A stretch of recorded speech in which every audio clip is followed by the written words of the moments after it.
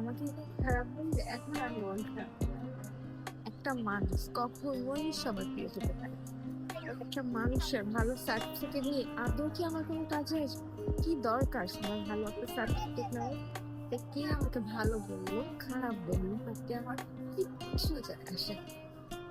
I don't care আমি তার কাছে কেন, যার মানসিকতা কেমন তার কাছে কিছু